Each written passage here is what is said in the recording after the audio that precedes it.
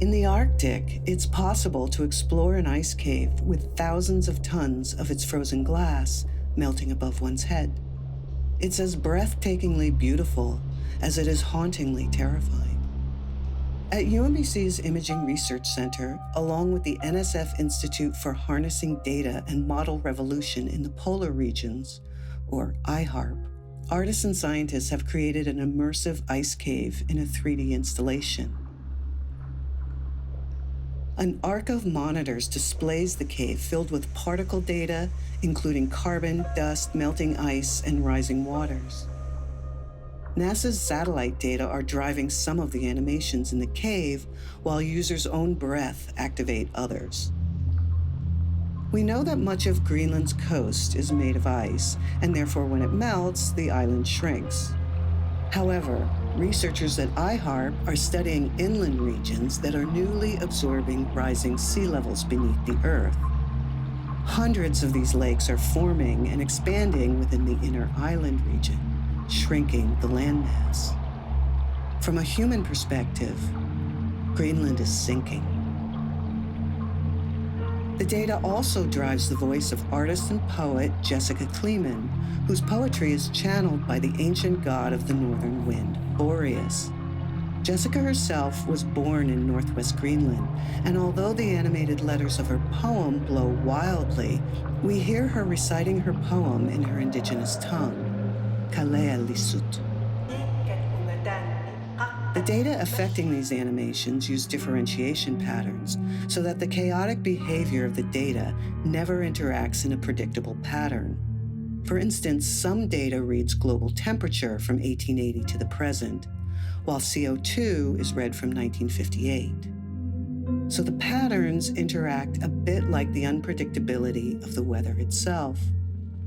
And the cave is more like the nature of data space.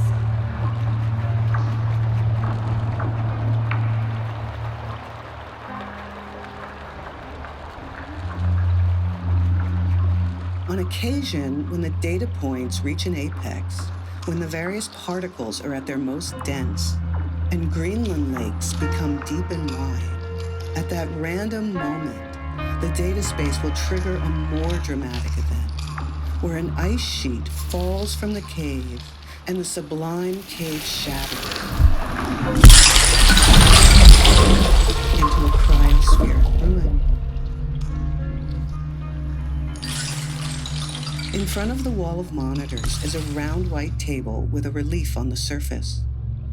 The image is at first unclear, but as increments of colored water flow into the relief, and as the water rises, an image slowly emerges that appears to be made out of the fluid. We learn the image is Speed's Beauty Salon, a South Baltimore shop in Turner's Point. The salon was built by servant Courtney Speed and her husband during one of the many revitalization efforts this once middle-class African-American neighborhood experienced since the mid-20th century.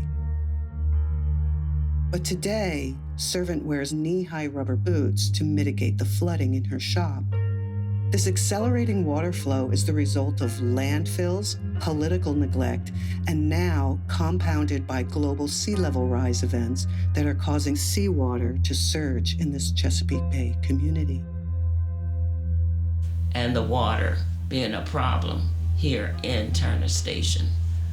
The whole community has been trying to get a resolution for the flooding, but it has not happened. And to the point that there was a lady who had stepped in her kitchen and the refrigerator fell because of the floor being decayed from the moisture. Our business has been tremendously affected. If you touch or blow on the water, the image of the Salon ripples. Because without intervention efforts in the polar regions, by 2050, this Baltimore business is predicted to be 3 feet underwater. The cave has nooks and crannies and includes another room where the audience is invited to experience the ice cave in a VR headset with a game where they can choose to take action on sea levels rising. They may choose a series of options to control a future with intensive fossil fuel use or a future based on sustainability. Every choice they make determines how high the water climbs. The water may rise at their feet, knees, waist, or chest. But if they choose nothing, they will submerge fully underwater.